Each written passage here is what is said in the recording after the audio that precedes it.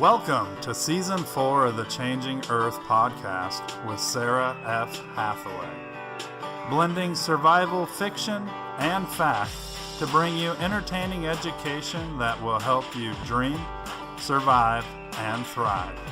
And now, here's your host, Sara F. Hathaway.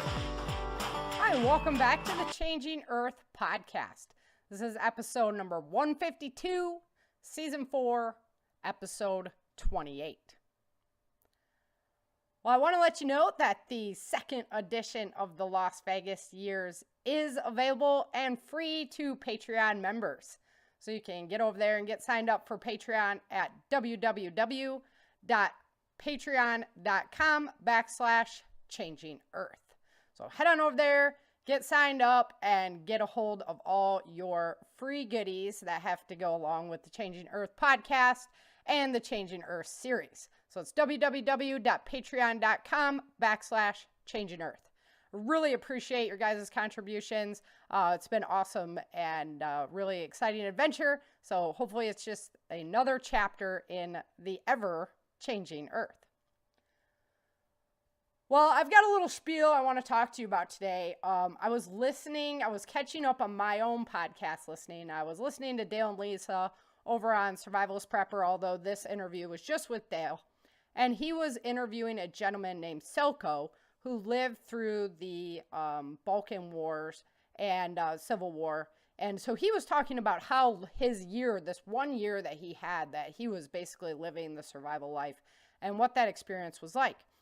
And he discussed how when people found out that, when they realized that no help was coming, this was going to be a long-term event, that a black market segment kind of took over supplying goods and things that, weren't available. They could make them available. And also how quickly people lost their niceties and kind of turned into, these evil scavenging people. So, to me, as a woman, I started thinking about it a little bit differently, because as a man in that situation, the bad job that the underground people might ask you to do might be very different than what they would ask a woman to do. Also, this evil element that's out on the street, once they realize that there's no repercussions for their actions, it puts women in this very, very vulnerable place. So it just reaffirms to me why all the training that I do, I train 5 days a week, sometimes 6, I'm just beating my body up all the time. And it affirms to me why what I do is absolutely essential. I do not want to be a vulnerable person ever in this life or in a survival situation or whatever. I don't want to do that. And training's not easy. It takes time, it takes money, it takes energy. My body is sore and bruised half the time, but, if the situation ever arose where I needed that, it would make every ounce of sweat, blood, bruises that I've shed along the way absolutely worth it.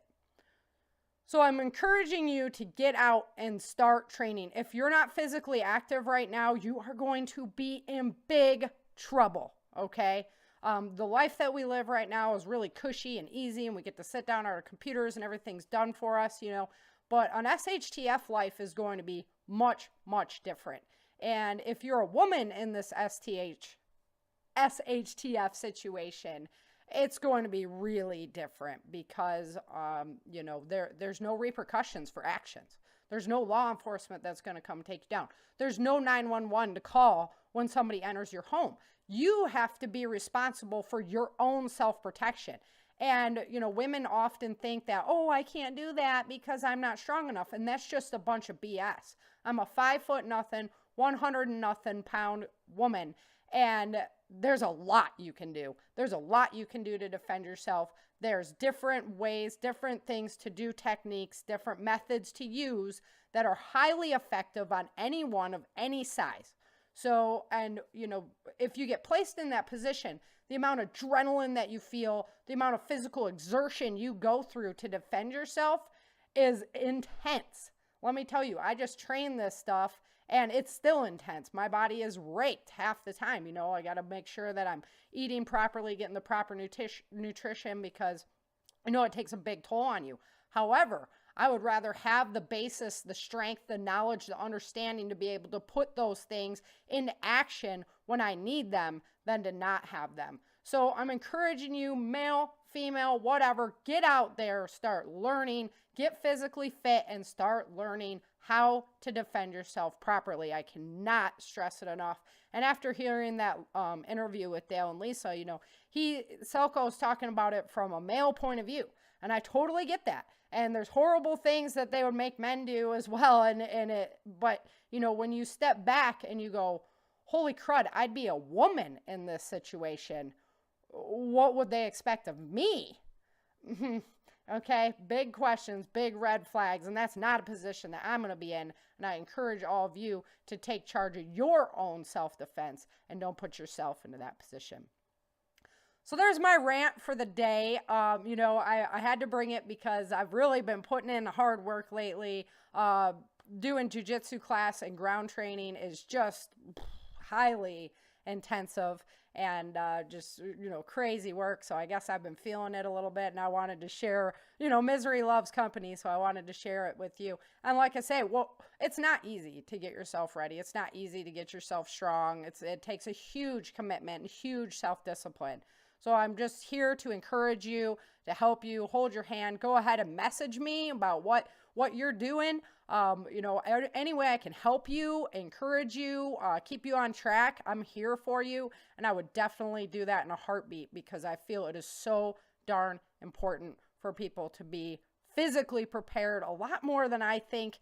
A lot of skills are going to come in handy. You know, Selko talked about how, you know, hunting and that was just so irrelevant, you know. So many of the things that we focus on, you know, how much are we going to use them? How much are you going to need those little matches, whatever, that you're buying, that you're spending your money on? But when it comes down to yourself, your own physical preparation, I don't think there is anything that's more important than that.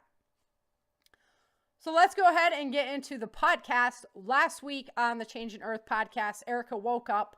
She's still in a really bad mood. She's really, really mad at Bennett. She doesn't understand why he can't just be honest with her and level with her. She thought that relationship had come to that point. And so she's really upset with him about this.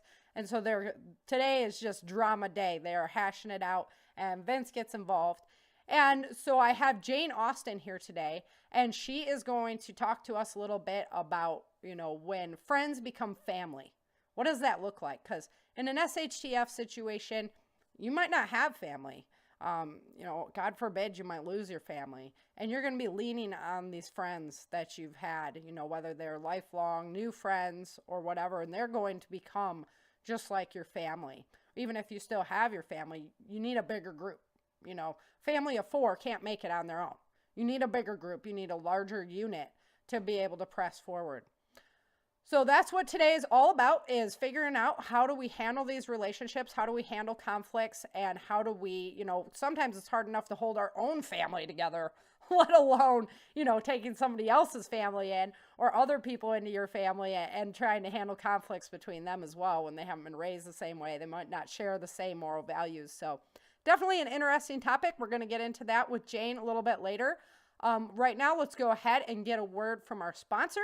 It is the Owl Emergency Opener. And if you use Changing Earth free shipping, you're going to get free shipping on that product. It is a wonderfully reliable product, so I highly encourage you to go out and purchase one.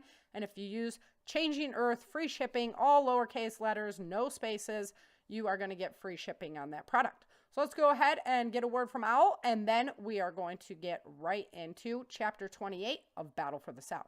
Trapped in your own car, how are you going to get out alive? The only way out: break the glass. This credit card-sized device shatters the glass with the snap of your finger. Owl uses a carbide tip and the resonant frequency of the glass itself. Your strength is irrelevant. Owl has a recessed razor blade that slices through jammed seatbelts instantly and comes with a holder that adheres to your visor. OwlOpen.com. Proudly made in the USA. Order now while supplies last.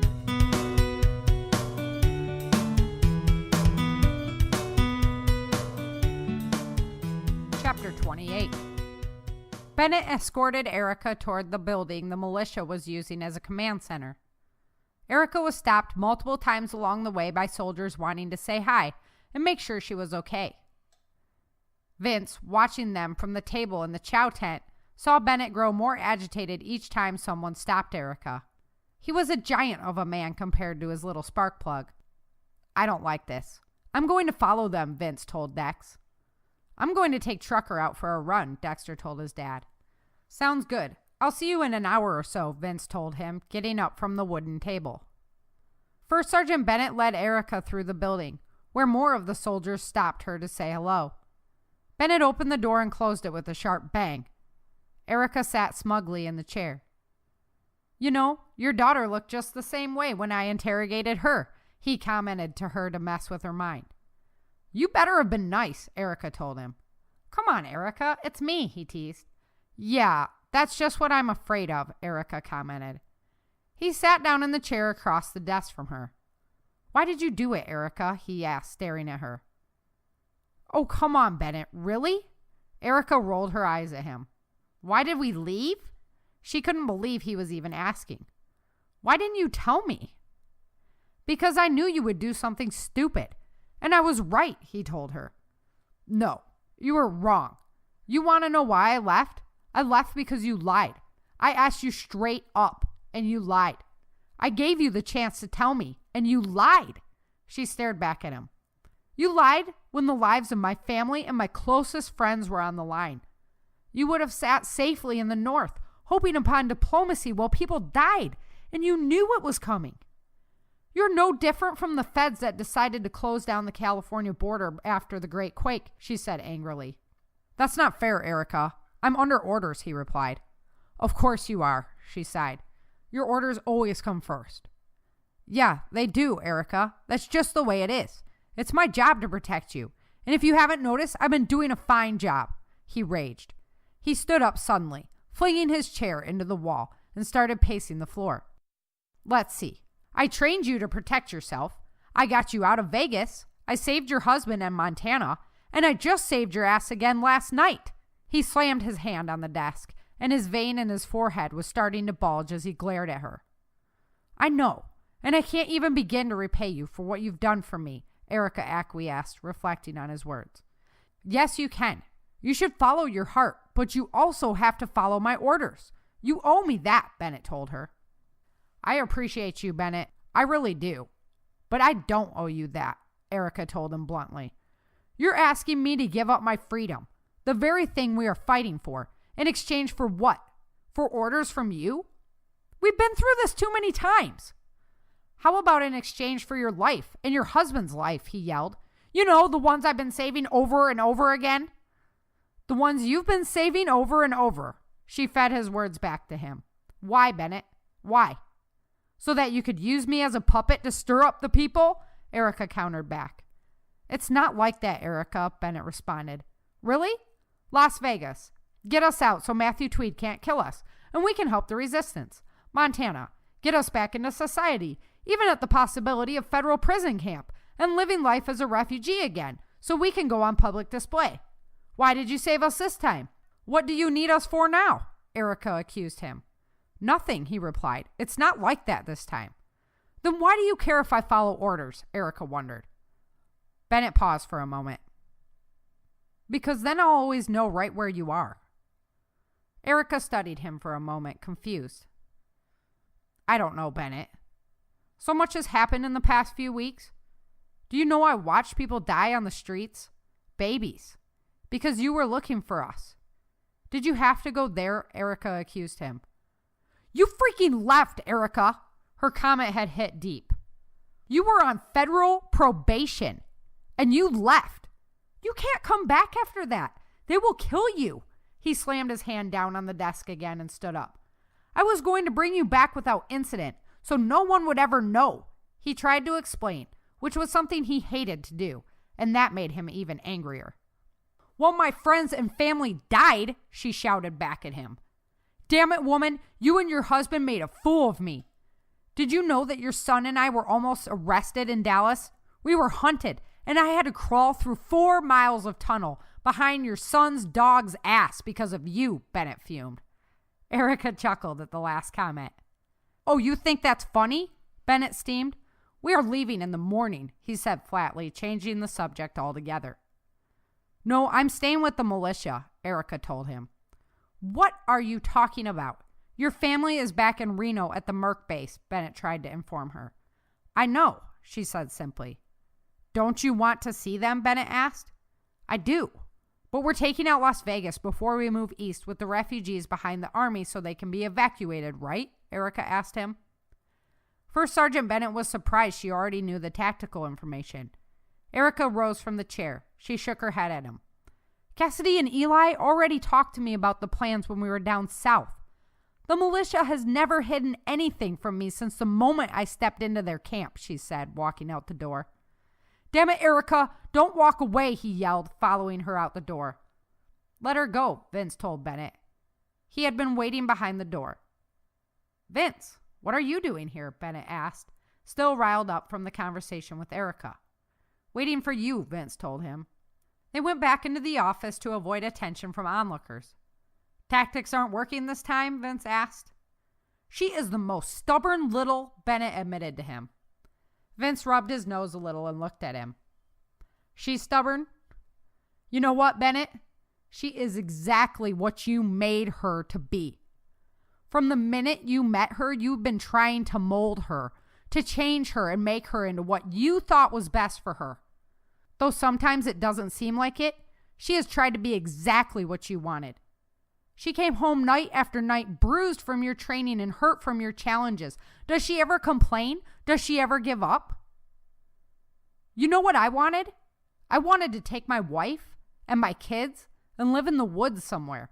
Someplace we could grow food, live simply, and spend time together. Now, here we are wrapped up in the very center of this conflict because you told her she could save the world. I know you have saved my life specifically, but Bennet, she's given you her life. She trusted you to be her friend. Hell, she gave you our lives. It's time you take a second to realize that, Vince corrected him. Bennet sat down in the chair, reflecting on Vince's words. Vince, I'm jealous of you, Bennet admitted. I'm sorry. I'm sorry? Vince wondered what he meant by that. You've got such a great woman and beautiful kids.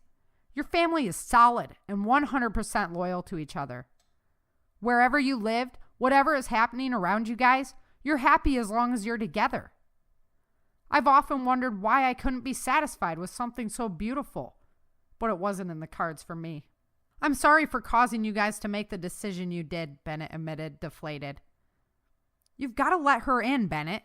She will follow your lead, but she needs to know where you are headed first. She loves you, you know, Vince told him. You're not threatened, are you, Vince? Because it's never been like that. Bennet felt awkward. Bennet, I've never been jealous of another man in my life with Erika. I trust my wife 100%. We talk about everything. We respect each other's opinions and work hard to find a solution we'll both be happy with. We've had you as part of our lives for a long time. You just have to face it. You're one of the family now, Vince told him. I can imagine worse things, Bennet teased. What do I do about Erika? Talk to her. Be straight with her, Vince answered as they walked to the door. They gave each other a bro hug. Thanks, Vince, Bennet told him as he went to go find Erika. He found her in the bunk room next to a cot. She was going through her pack. She had laid everything out for her own personal inspection and was sitting cross-legged in front of a mat, cleaning her rifle. She looked up as he entered, but quickly looked back down at what she was doing to avoid eye contact. You can't beat the smell of gun oil, he commented as he approached. They should make it a cologne, she jested back, still not looking at him. Bennet sat down on the floor across from her mat. Erika, I don't know how else to say this, and I'm really bad at this stuff, so I'm just going to say it. He thought out loud, stammering a little. She looked up at him, waiting to hear what he had to say. I'm sorry, he blurted out. She smiled at him and went back to her work. We've both given a lot of ourselves and been through some messed up stuff on this journey. I'm sorry I didn't talk to you. I know I have orders, but you guys are all the family I have, And I'm sorry I put that on the line by not talking to you, he said honestly. She put the gun parts down, processing his words. I'm sorry too, she said, looking up at him. You've been the greatest mentor and taught me so much. We shouldn't have left like we did. It was a snap decision and we made it. But I apologize for leaving you like that. It was wrong. Looks like you're ready for inspection, he smiled at her, quickly changing the subject. Yes, sir, I guess I am, she said, smiling back. Well, why don't you pack it up and go spend some time with your boy? I've got to check back in with Eli, but I'll meet you guys at chow time. Sounds good to me, she said, packing her stuff up. Vince smiled at them from the doorway.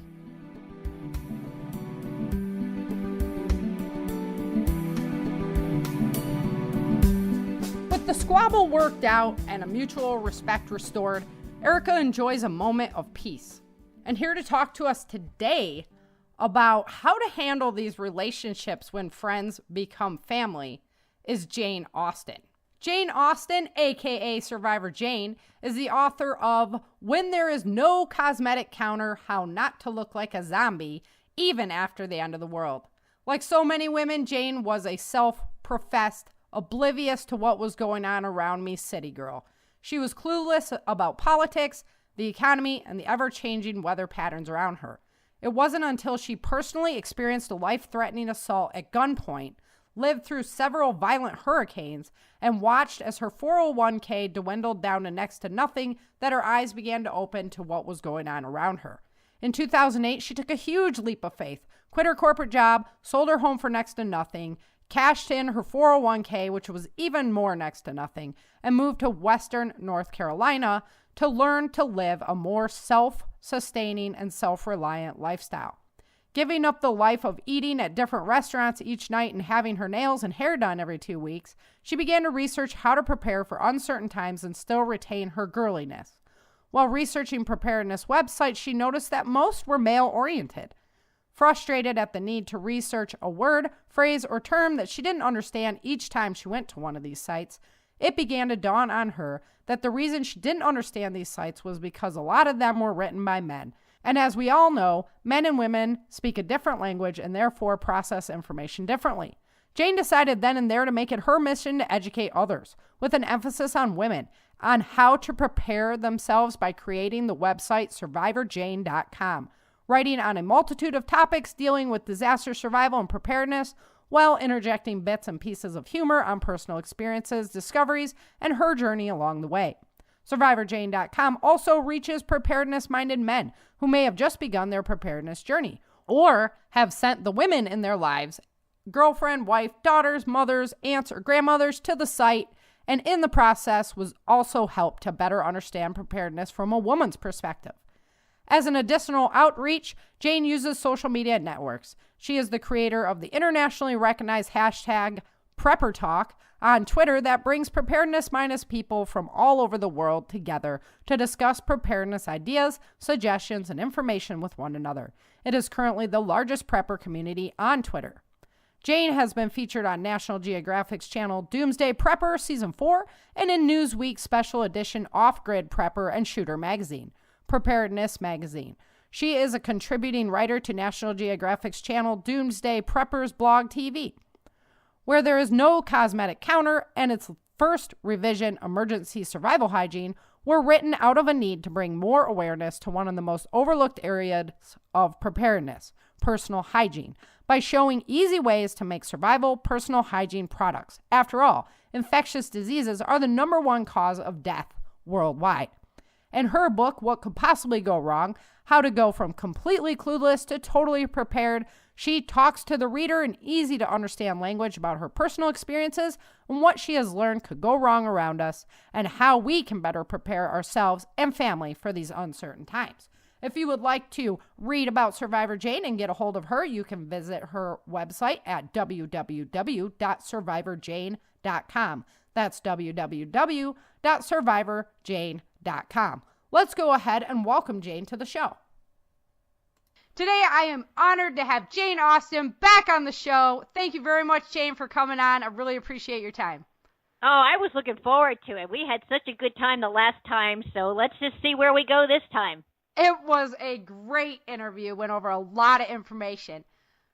So today we're talking about when friends become family and the drama that I have playing out in this chapter. You know, Erika and First Sergeant Bennet are in this big argument over why they left, why things happened, and Erika leaves just frustrated. And Vince steps in, you know, and kind of shows him that it's not just Erika and him that are involved in this, but it's the whole family. And, you know, he's been with them so long that he's now one of the family, and he's going to have to learn how to fit in that role. So I wanted to explore a little bit of this concept because I was thinking about families and about how people will lose a lot of family members. It's going to be really rough, you know, in an SHTF situation. We're going to lose people that we love. And these friendships are going to be elevated to family levels, that we're going to meet these friends that, you know, elevate them to a family type of status. So how do you think that, even in just nowadays, that these friendships, how does this happen? Let's just kind of explore it. Well, this may hurt some a little, but, you know, for some people, they actually consider their friends more loyal and trustworthy than their families. I mean, think about it. You can actually pick your friends, right? But you can't pick your family members, and that's what a lot of people forget about, you know. So it's a tough one. And, you know, when you mentioned losing family members, you know, Rick and I moved up here. We were close to my parents, and for the first 9 months, Sara, we just had a great relationship with them because my dad and mom were like, they were salt of the earth. They did their own canning. They did their own garden. And, of course, it was the traditional one with the poison that they put on it and stuff that Rick would always cringe. Yeah. But, you know, that was their way. That's what most people do. But 9 months out of after we moved here, my parents were both going into town, and what that means to city people is we're going into where we can buy things or have an appointment. It's like, you know, when you live in a rural area, you go to town. Unfortunately, both of them were killed instantly when somebody ran a stop sign.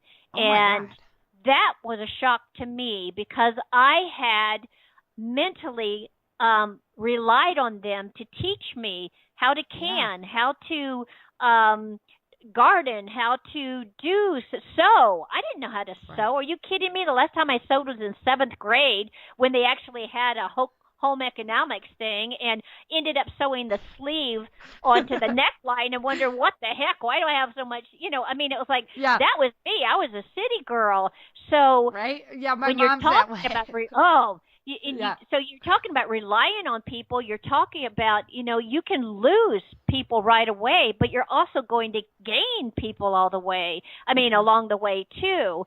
And, friendship is a kind of a little bit subjective. You know, just because you like somebody, just because they're a nice person. I'm a nice person, but you probably would shoot me and eat me because I talk a lot, you know. Rick just goes I don't know about that. I love people. I love social. I like interaction. Rick doesn't. He is just happy out there. So I could get on somebody's nerves really, really fast, even though I'm nice, even though I don't mind working, as you know, so there are a lot of things that you have to look at, and you can't just get caught up on the friendship thing. Just because you're a friend doesn't mean that you're going to actually be a family member and vice versa. Right. And, you know, when you're thinking about bringing together like the mutual assistance group, so you have, you know, a whole bunch of people that you would consider for your group, and they bring different assets, different things like that. But when it comes to it, can you actually live with that person like all the time? You know, I had friends that moved in down the street from us when we used to live in this little rural community. We lived in town, but it's really small town. So, but technically we're in town, and they moved right down the street from us, you know, and at first it was like super great. You know, we're hanging out all the time. And then she made some decisions which I didn't agree with. And, you know, it was like, it just, the friendship was over, you know? So and that's how easy it happens. That is how easy it can happen, Sarah. Right. And so that's why you've got to be like, okay, if we're going to commit on this level, everybody really needs to understand, like, we can't just divorce each other. It has to be like, we have to work through this, you know, and figure out a plan for how we're going to do that. Absolutely. So what do you think some signs are that, like, you've now elevated this friend to this status of, you know, you're now part of my family. You could come into my fridge anytime. I would step aside, you know, I would lay down my life for you because I love you, kind of thing. Well, you know, Rick and I, we did the speaking circuit. So when you do that and being visible on social media, people think that they know you. And when you are nice to them, they think that we're friends. Right. And unfortunately, you know, we've had people come up to us and say, "Hey, can we be part of your group?" Yeah. Which And they're like, totally no. missing the point. It's like, be a part. I don't even know you. Yeah, and exactly. In our opinion, the biggest part of the relationship would be trust. Yes. Whether that's family or friend. And you know what? Trust comes with time. It just does not happen. Yeah. And unfortunately, it has to be earned. And it's almost like sacred. I mean, if you can't trust somebody to have your back or to do what has to be done in a poo hits the sand situation, then, you know, there is no group, there is no MAG, there is no mutual assistance group. There's not, because you have got that foundation is trust. You can overlook maybe some of the quirks, you can overlook some of the whatever, but the bottom line is it does take time. You've got to meet with people. I hear so many of them go, "Oh yeah, I'm part of this group." Well, you know what? Put yourself in a situation where we've done this at our homestead, where we've invited people over to do different scenarios, like camp out in the woods with nothing but your preps.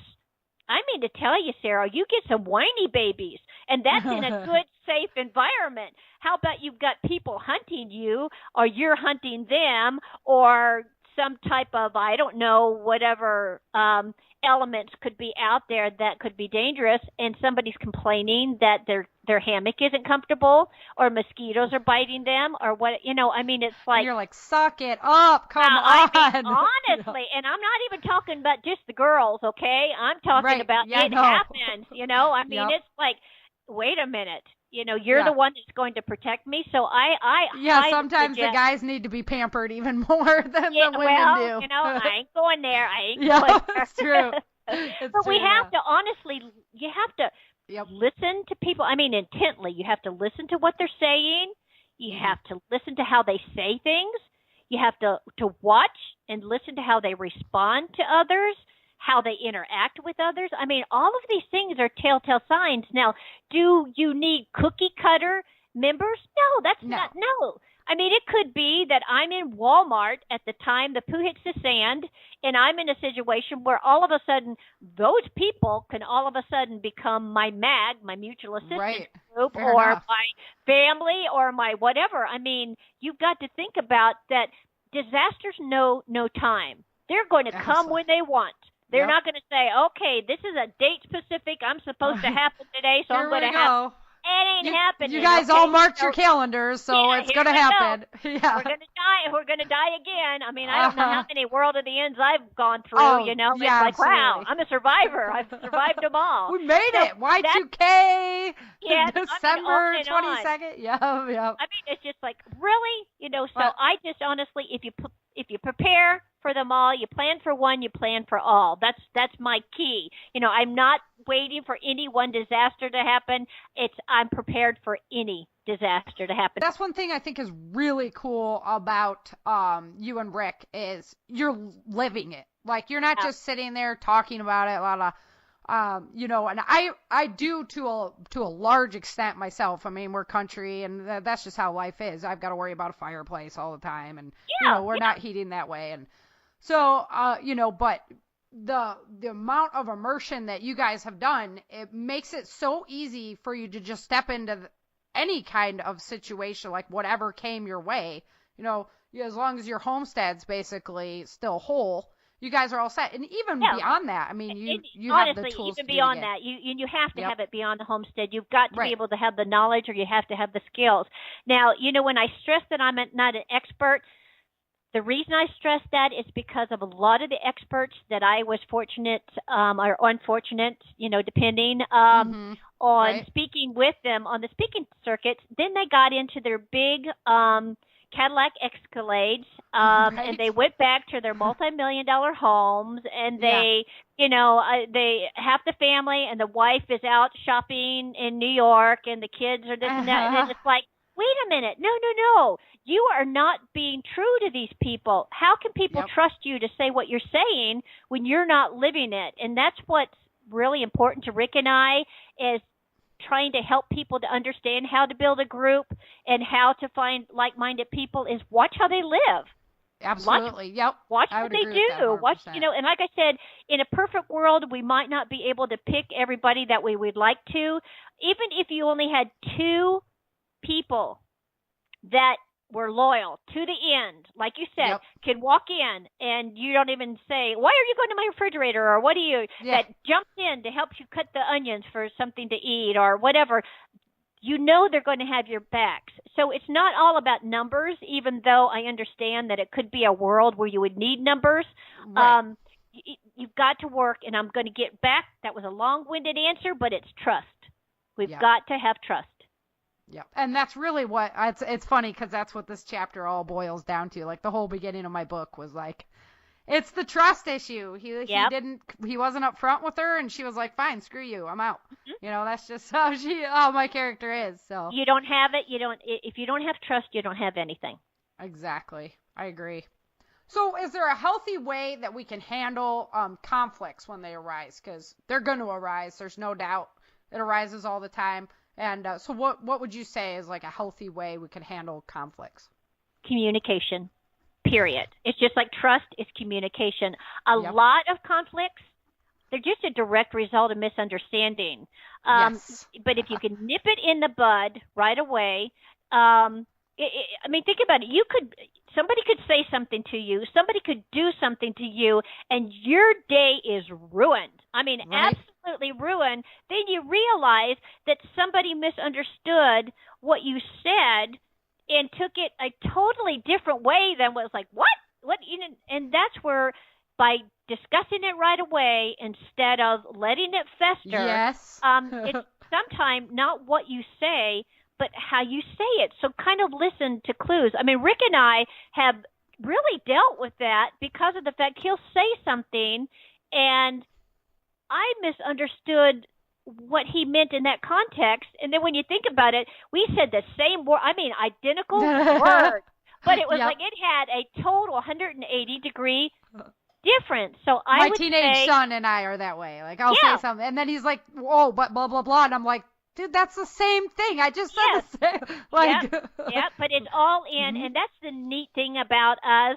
We're all individuals. We don't want cookie cutters necessarily. Right. We need people that have creativity, and they have talents, and they have skills and whatever. So that's all good. But if you don't have communications, if you can't talk it out without wanting to kill each other, you can still want to kill each other. Okay, that's part of it. But as long as you talk it out to where it's like maybe killing wouldn't be the option of the day, So it's one of those things. Not today. We'll put that off till tomorrow. Communicate, because it could be that it was for naught. I totally agree there. It's one of my opinions with people that I really love. I'll never go to bed angry, and I'll never leave angry, because if something happened. Life is just, you don't know what's going to become in the next hour, the next moment, know? And absolutely. If something happened and that person that you love so much because you were having a stupid argument over something you wouldn't even care about in probably, 15, probably, 10 years, if not 5, if not 1, right? Like, where was the benefit of it? Yeah. Did it really matter? And sometimes, again, you got to choose your battles too. Yes. Yeah, I tell my son that too. I'm like, what does it really matter? So if it's not something that's really worth it, then why sit and argue about something that really doesn't matter? Yeah. So many people, I just feel, get so tit for tat kind of in their relationships, and it's like, It's a game. It's competitive. Yeah. Yep. It's just competitive, and it doesn't belong. Yep. Yes. Doesn't belong. Yep. And it's funny because my husband and I are both like super competitive people, but when it comes down to it, you know, we just communicate. It's like, why would you say it that way? What happened? You know, and we respect each other too. Mm-hmm. You know, we give each other the respect. Yep. That goes with it too. Yeah, to go, okay, well, if you really feel that strongly about it because I respect you and love you, I'm going to bend your way this time. And maybe next time he's going to bend my way, you know, but that all requires communication. Yep. Great point. I love it. You're like right on the dial. That's exactly like what I'm like. Wow. That's how a group works. Thank you for giving me the answers beforehand. Right. I know, like, oh my goodness. It's like, if I was asked that question, that's exactly what would have fallen out of my mouth. Wow, awesome. wow. So, some close friends, they might become, you know, much, much closer. Mm-hmm. So, the people that you have that you can count on, they're going to bring their families with them. Oh, yeah. And, yeah. So, is there any advice that you have for melding these families and maintaining sanity at the same time? Well, honestly, like anything, any well-oiled machine, there's honestly has got to be rules and guidelines. There has to be. I mean, there are in your house right now. You know that possibly your son has to empty the trash, or he has to mow the lawn, or he's got to go feed the pigs, or he's got to do this. Your husband has to do this. You have to do this. There's things that you're automatically, now they might not necessarily be written down. Husband has to take trash out, but it's just kind of like a communication thing where you kind of like an unspoken or whatever, but there has got to be some type of guidelines. There's got to be some type of rules, if you will. And rules is so harsh in a group anyhow. But just a guideline, like behavioral guidelines, or, you know, just expectancies of what's going to happen. What's acceptable and what's not, you know? I mean, it's like people really, number one, people don't like to be told that there's rules. But if you could talk about, you know, okay, how about, Sara, since you're really good at the defense part of it, why don't you take first run as far as perimeter defense? You know, it's that type of thing. By asking them, by telling them what their talents are, it's all, again, with the delivery and, you know, how you say something. And, again, you might realize that your close friends are going to be, like you said in this situation, the book situation, your close friends are now your family. Your family might be in another side of the world because they took a trip to Disneyland or whatever, and now they're not with you. So your family is who is with you at that point in time. So you have got to set some boundaries. Maybe your best friend, his wife, is now gone, and all of a sudden the group, the women are looking kind of good, you know? I mean, there's got to be boundaries there to say, you know, this is off limits, or this will not happen, or unfortunately you'll find yourself out, you know, on your tush. So you've got to think, and you've got to make sure that there is an understanding. You mentioned earlier about divorce. We had a situation that came up that there are some people that have split up that were close friends of ours, and that in a prepper world is weird. It's awkward. It's like, okay, now what do you do? You've already been collaborating together. We already do it. Right? I mean, for years and years and years. Now, what happens? Because when you love both of them, but they're part of your group, now, do you accept their new boyfriend or girlfriend? Do you accept their new spouse? Do you not? Do you exclude them both?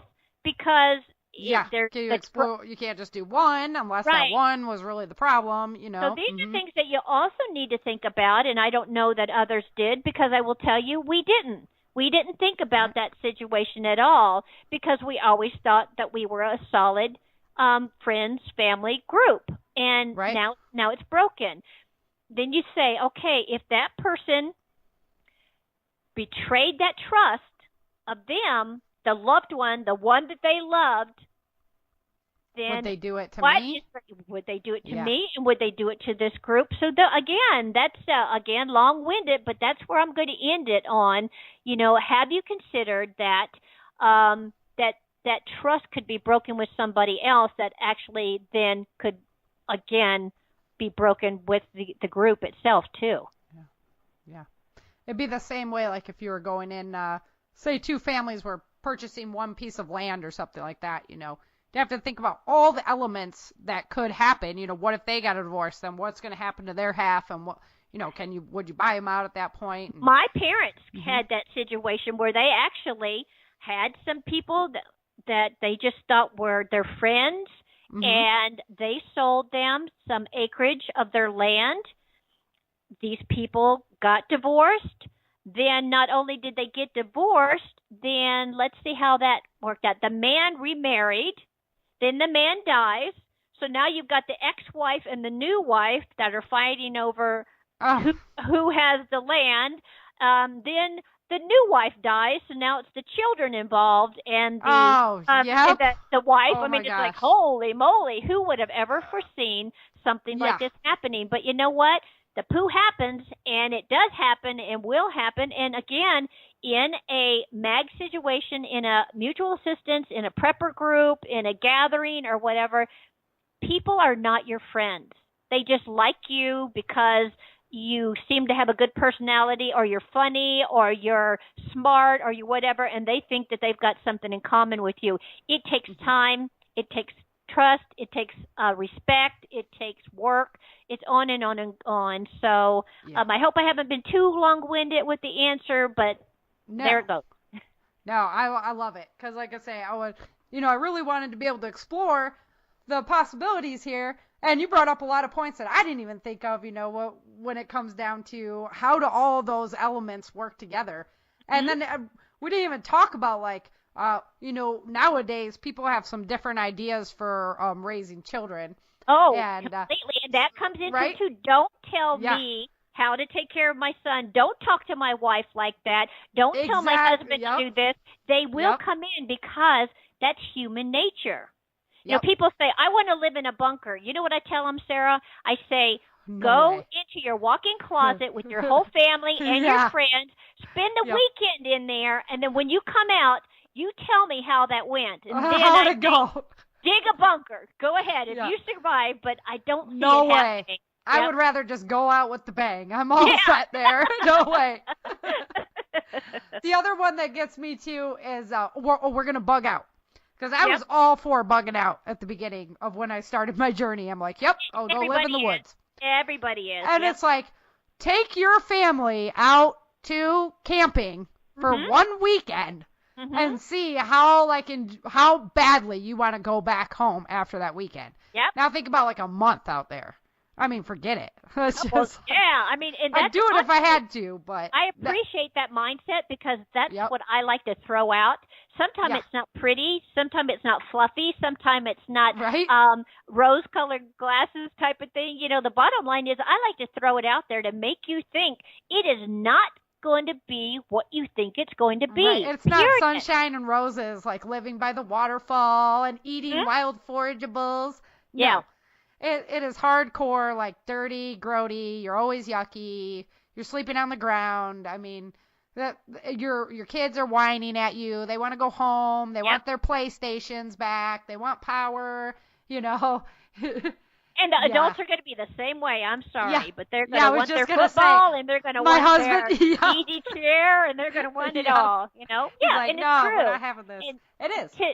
And do I say you've got to give up everything? No, because I live a very nice life. I am very healthy. I exercise a lot. I'm out there in the fresh air. I am not lacking for anything except for maybe the cosmetic counter, and I was able to even figure out that one out. But honestly, when people look at me, they're like, wow, you really look healthy. You look, like you're doing things right. And it's honestly because I don't have the stress of the city. I don't have the stress of a corporate job any longer. I don't have all of that stress, but people are not willing to do what Rick and I did. So with that, I understand it. I would never try to tell you or convince you to do this, but I want to be ready. I want to be mentally, physically, and everything else, skill-wise, knowledge-wise, as much as I can, so that I can be prepared for whatever happens. And so with that comes friends, and with that comes people that you need to learn how to trust. And it takes time and it takes work. Well, that is a great way to close it out, Jane. I mean, it's so true. And just having those connections, having those people that you're really, really going to trust, and then setting up your lifestyle now, being able to just kind of walk into it. You're going to be comfortable. I mean, you have a lot of it already set, so it's not going to be really cool. Yeah, it won't be a shock. Exactly right. Yeah, because some people are going to just be full Lord. I don't know how they'll ever make it, honestly. Well, you know what? You hope that they ate really good, so when you eat them, there's not a bunch of crystal. Right. I'm kidding. Yeah, that's a joke. Love it. Alrighty, Jane. Well, why don't you go ahead and give us the plug for your book, because I really want people to go out and buy it, because I want them to be thinking about hygiene from our other episode, and then let them know where to find you online, and then we'll just close it up there. Alrighty. Thank you so much again, Sarah, for this opportunity to come back. I actually have 3 books, and I'm going to throw them all out there. I've got Emergency Survival Hygiene. That's just a book on how to make anything and everything that has to do with hygiene. I also have What Could Possibly Go Wrong, and that's honestly just a short chapter book. I mean, easy read that you want to give to your friends or loved ones so they can actually understand, get out of that normalcy bias. And the best one, the one that I'm most proud of, is actually a game book. It's called Puzzling Over Preparedness, and it's a word search puzzle that has 100 pre-made lists, so that you can give it to somebody. They're having fun, and it's subliminally, they don't know they're learning how to prep, because all the lists are there as far as anything and everything that you would need. But it just takes that doom and gloom out of everything.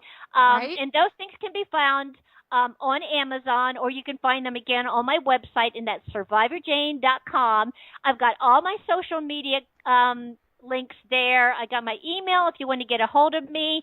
And Sarah, if there's ever anything that your listeners would like to talk about in particular that maybe I could help out with, please don't forget me. I'll be here for you guys. Awesome. That is so cool. I love the puzzling over preparedness. I'm going to have to check that out. I'm a total puzzle freak. I love puzzles. Well, Jane, thank you so much for coming on. It was a complete honor. I'm happy to have, I was so stoked to finally get you on the show. Like I say, I've been talking with Rick a whole bunch here for a while, and I'm like, you gotta send me that donut recipe, though, because I just heard that him raving about your donuts. Yeah. And that's all. I did not cook. Honestly, I did not cook. The kitchen was part of the house that held the garage and the living room up. I mean, it held the microwave, but, trial by fire, I have learned how to do anything and everything. And that's awesome. That's what it's all about. So thank you again, Sarah, for this opportunity. Thank you. Alrighty, thanks, Jane, so much for coming on the show today. It was an absolute pleasure to meet you and get to interact with you this season. I really appreciate how open and the friendship that we developed in just a short time. So big shout out to Jane, also to her husband, Rick. They are doing some amazing things for the preparedness community, and they also host an activity called Prepper Camp that happens in September. Very, very highly touted event. So if you ever get the chance to head on out there and do that, I highly suggest that you do. Let me just remind you that the second installment of the Las Vegas Years is live and available for your download. And that is free to all Patreon members. You can go ahead and get signed up to contribute to the podcast at Patreon. That's www.patreon.com/Changing Earth. So www.patreon.com/Changing Earth. And honestly, guys, I need all the help I can get at this point. So if you head on over there, it's only, you can do a minimum of $3 per month, and you get all kinds of great goodies from me for doing that. So please head on over there, become a contributor, and until next time, remember, dream, survive, thrive. Thank you for joining Sarah for this episode of the Changing Earth podcast. Don't forget to pick up your copy of Day After Disaster, Without Land, The Walls of Freedom, and Battle for the South at www.author.sarahfhathaway.com. If you love Sarah's books and this podcast, please head over to Amazon or iTunes and let everyone know by leaving a review.